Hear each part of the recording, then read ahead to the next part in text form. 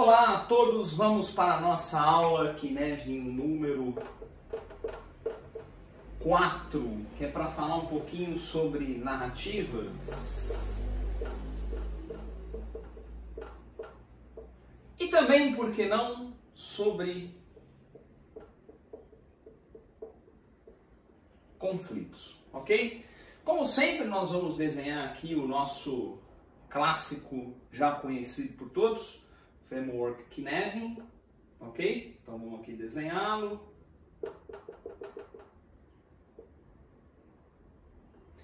Lembrando sempre os domínios, claro, complicado, complexo e caótico, ok? E lembrando aqui no meio, né, a não ordem, ok?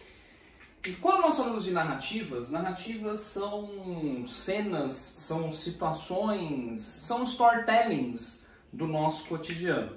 Nós, seres humanos, né, quando nós inicialmente vemos esse tipo de desenho, nós temos uma tendência a classificar isso aqui como uma matriz 2x2.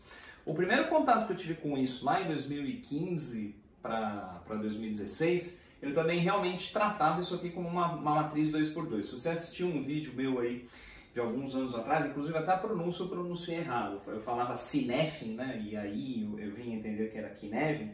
Aí tem gente que às vezes manda mensagem pra mim, pegando, tá vendo? Fala errado. Eu falei, ainda bem que falei errado, agora estou tendo a oportunidade aqui de compartilhar o conhecimento e aplicações práticas dos últimos anos aí para nos ajudar na tomada de decisões.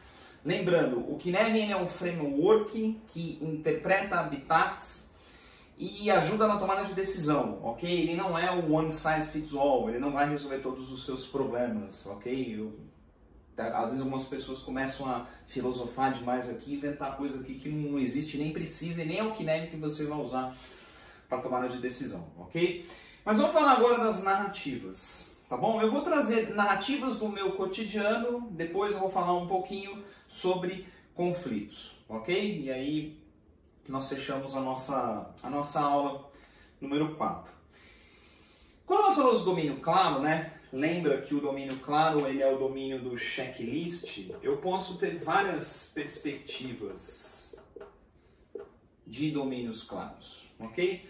Então, lembrando aqui, né, nosso amiguinho penhasco, lembrando aqui, né, a situação número 1. Eu tenho uma ação, eu tenho uma narrativa que é extremamente óbvia, que ela se chama pagar boletos. Pagar boleto, tem muito o que pensar, né? Pega o boleto, é um checklist. Pega o boleto, vê se tem saldo na conta, programa o pagamento, ou se você ainda, né, é old school e vai na fila do banco, ou no caixa eletrônico, que seja. As pessoas de mais idade ainda fazem isso, ok? Nenhum demérito aqui nesse comentário.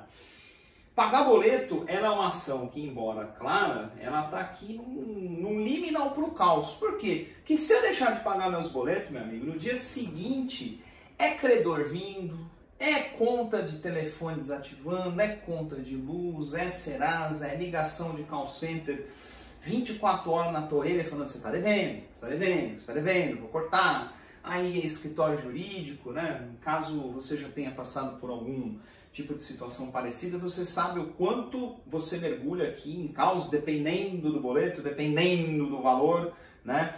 Você vem para cá. Então, embora ela seja uma ação clara, a falha dessa ação te leva rapidamente para cá. Então, é uma ação, é uma narrativa que nós temos que tomar muito cuidado com ela, ok? Ela ficaria aqui nessa zona liminal. Quando nós olhamos aqui, então, por exemplo, o meu processo de acordar, o meu processo de despertar. Meu processo de despertar é algo altamente claro e bem longe de risco, ó, tá vendo? Bem longe de ir pro caos. Basicamente, eu tenho um checklist para acordar. Eu acordo, vou pro banheiro, leio as notícias, vejo lá Facebook, LinkedIn, e-mail, Instagram e o cacete A4, faço as higienes pessoais, tomo meu café, escovo os dentes, tomo meu banho e troco de roupa, ok? E basicamente essa é uma rotininha estável 99,13% das vezes, ok? Salvo uma ou outra exceção. Eu tenho uma empresa, certo? E chamada Highflex. E essa empresa, agora eu vou falar um pouquinho de não ordem. Essa empresa tem uma coisinha aqui, eu vou fazer um puxadinho para cá, tá? Espero que fique legível aí para todos.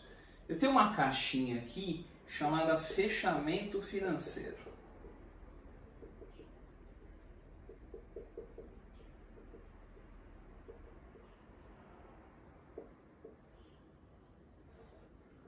Essa caixinha é uma não ordem? Porque ela é composta por várias narrativas. Se eu falar o fechamento da Highflex é algo claro, complicado, complexo ou caótico, eu vou falar que é uma não ordem.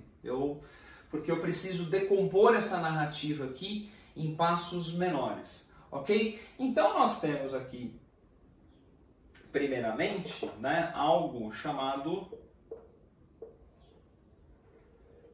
controle, né, de pagamentos e recebimentos.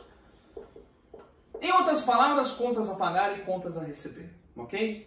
Veja que interessante, isso aqui ele faz parte do domínio claro, porque isso aqui é um checklist, existe um conjunto de procedimentos, consultar a nota fiscal emitida, consultar a relação de fornecedores, consultar processos para verificar datas de pagamento.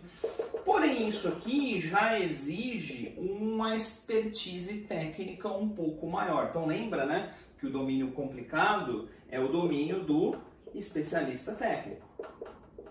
Então, embora você não tenha que ser altamente especializado em finanças, você tem que ter um conhecimento aqui, pelo menos básico, ok? Sobre gestão financeira, tá bom? Pelo menos isso aqui. Então perceba, os três cenários, eles estão no domínio do claro, mas perceba, ao invés de você fazer simplesmente um enquadramento, tudo isso aqui é checklist, então tudo isso aqui é claro, perceba que você faz uma comparação entre as narrativas, ok? Você está comparando ações entre as narrativas.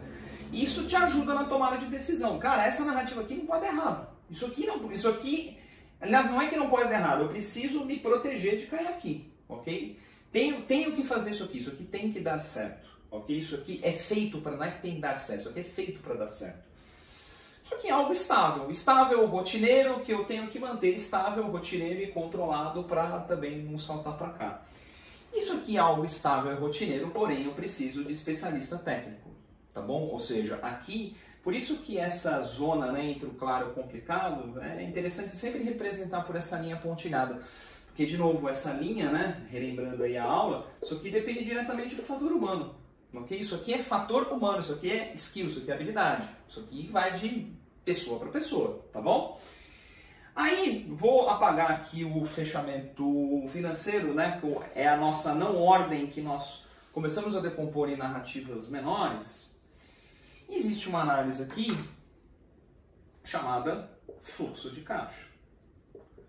Fechamento financeiro é verificar os pagamentos e recebimentos e fazer uma análise de fluxo de caixa. Então lembra, né, que o domínio complicado, ele é o domínio da análise, ele é o domínio das boas práticas, ele é o domínio do especialista técnico, ok? Então, ou seja, aqui nós temos que ter uma pessoa especialista em gestão financeira, em gestão tributária, que trabalhe com boas práticas de gestão financeira e empresarial para poder fazer essa análise de fluxo de caixa. E veja que interessante, talvez, quando nós falamos da grande não ordem aqui, né, que era o fechamento financeiro, não necessariamente quem vai fazer isso aqui é quem vai fazer isso aqui. Ok? Então deu para entender? Aqui eu preciso de um pouco de especialidade técnica, mais execução de checklist. Aqui eu preciso de alta especialidade técnica. Ok? Então, basicamente, é isso aqui. Falando aí um pouquinho para a galera aí do Agile, né, o que eu fiz agora há pouco foi decompor épicos em user stories, chamemos assim, ok? Ao mesmo tempo, nós temos ações aqui, narrativas, que trafegam aqui na zona, né, na zona liminal, ok? Isso aqui, nós trafegamos na zona liminal. Por exemplo, vamos falar aqui da empresa HighFlex, quando nós atuamos com prospecção.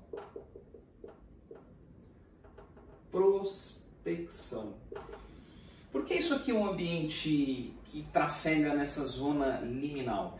Porque nós temos especialistas técnicos, precisamos ter especialistas técnicos, que fazem uma análise da necessidade do cliente, que montam uma proposta de acordo com a necessidade do cliente, só que muitas vezes nós não temos nenhum domínio sobre comportamento do cliente, sobre tempo de resposta do cliente, sobre perfil do cliente. Isso faz com que muitas vezes nós tenhamos que adaptar a nossa proposta inicial, ou seja, entender, experimentar, entrar no ambiente de imprevisibilidade e ajustar a proposta. Ok? Então, quando nós falamos do processo de prospecção na empresa HighFlex, ela está operando exatamente aqui nessa zona liminal. Ok? Nós temos também uma narrativa aqui que, embora ela seja complexa, ou seja, incerta e imprevisível, se ela der certo na primeira tentativa, você já traz aqui para o sistema ordenado. Então, por exemplo, jogar na Mega Sena. Ok? Jogar na Mega Sena. Jogar na Mega Sena é imprevisível, né? Pode dar errado, você perder o seu dinheiro e você pode ganhar na Mega Sena, ficar rico e comprar várias coisas do sistema ordenado, né? Segundo o Massari Feelings, dinheiro não compra felicidade, mas compra um monte de coisa legal. Ok? Então esse é um experimento que, se ele der certo na primeira, você já traz para o ordenado. É diferente, por exemplo, quando você está trabalhando com outros experimentos. Aí você está aqui, certo? Quando você está trabalhando com outros experimentos, ele pode tanto dar certo como pode dar errado. Nós falamos muito isso na aula sobre inovação, se não me falha a memória, a aula 2, tá bom? Então, vamos falar de uma empresa também da HighFlex, quando ela atua com novas, vamos usar inglês, né? Gastar o idioma, New Lobs Line of Business, né? Para queimar o idioma aqui na nossa aula. Novas linhas de negócio, novas iniciativas, inovação. Então lembra, né, que o caminho da inovação ele pode dar tanto certo como ele pode dar errado. Ok? Então esse aqui é um exemplo onde você está aqui nessa zona liminal. E você tem uma ação, né, lembrando, né, se a ação der errado, você mergulha aqui rapidamente, você pivota. Se a ação der certo, é o que nós chamamos aqui no sistema complexo, né, de atrator. Opa, vim para cá, agora eu preciso rodar o meu próximo experimento para encontrar o meu próximo atrator, a força atratora. Né? Quando nós falamos de novas linhas de negócio, geralmente esse atrator aqui é o show me the money, né? ou vulgo faz-me rir. Okay? Então aqui um outro exemplo de uma narrativa, tá bom? Aqui uma narrativa completamente caótica é, por exemplo, se você for atropelado por um trem.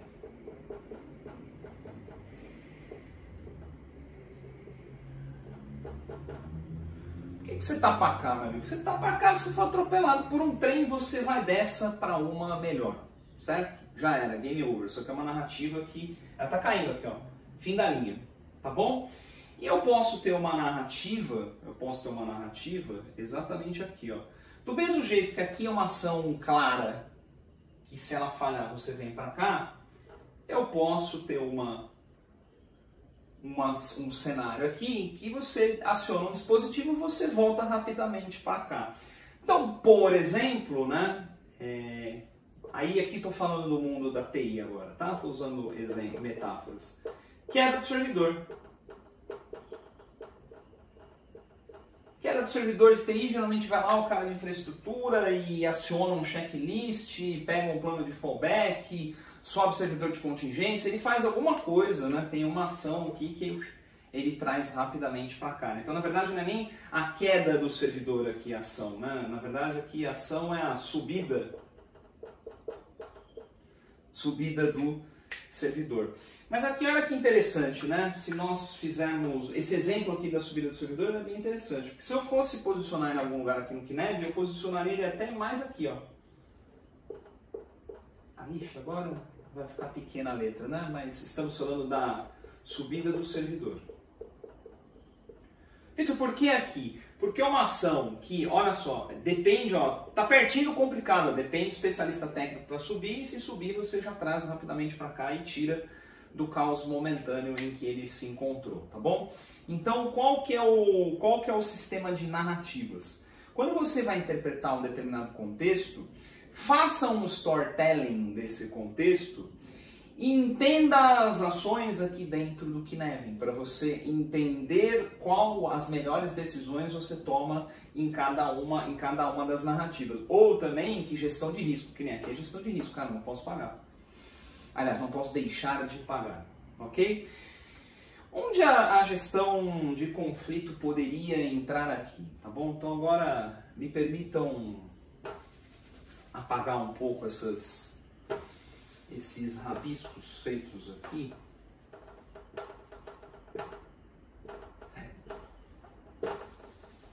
Aliás, melhor, né? Não invente. Apague tudo e redesenhe.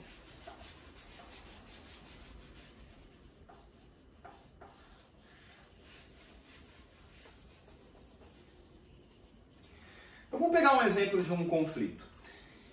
Duas áreas tretam, duas áreas têm uma treta histórica, certo?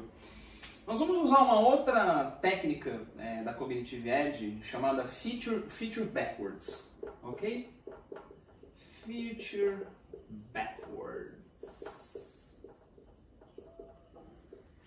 Onde é interessante você fazer o seguinte, né? Você mapeia aqui o estado atual. Então hoje deu ruim, certo? Hoje deu ruim. Você começa a mapear narrativas de trás para frente. Então, o que aconteceu antes do cenário atual que provocou esse cenário? O que aconteceu antes? Você vai fazendo um backsteps aqui, ok? Você vai voltando, ok? Até chegar num ponto. Você faz aquela pergunta, né? Se pode ficar pior. Então, assim, cara, qual o ponto aqui na história que o negócio pode piorar? Okay? Se já está ruim, pode piorar. Então, aqui, ó, deu ruim. Puxa, aqui tá ruim hoje, mas rapaz, se tivesse acontecido isso aqui, meu amigo, o negócio estava muito pior.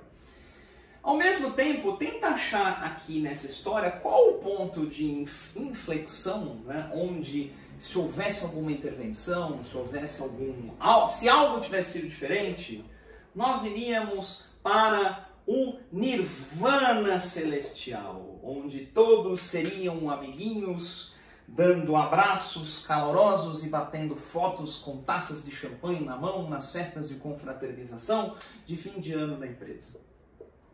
Ok? E aí o que é interessante? Você constrói de trás para frente também as narrativas, até chegar nesse ponto de inflexão.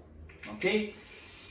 Quando você faz essa análise do seu cenário, do seu conflito, você vai chegar na seguinte conclusão. Rapaz, então essas são as ações. E nós precisamos criar, aí agora nós vamos entrar numa outra piração, certo? Que se chama árvore da realidade futura.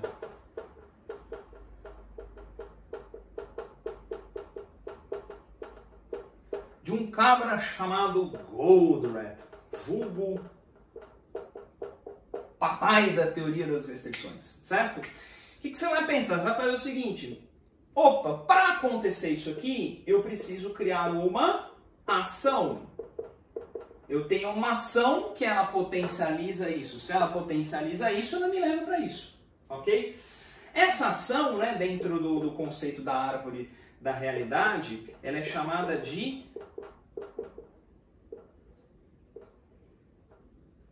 injeção, ok? Ela é chamada de injeção. Isso aqui, assim, duas literaturas bem bacanas para quem quiser entender isso um pouquinho mais. 2 livros do Goldratt, tá? O primeiro é A Escolha e o segundo é o... Eu sempre faço confusão, tá? É um destes dois. É ou não me lembro se é o Não é Óbvio ou o Não é Sorte. Se você tiver com dúvida de qual, se é o Não é Óbvio ou Não é Sorte, porque o Goldratt escreveu os 2 livros, tá? É o livro que é continuação do clássico que nós vamos falar sobre esse livro no momento oportuno, chamado A Meta, tá bom? Em linhas gerais.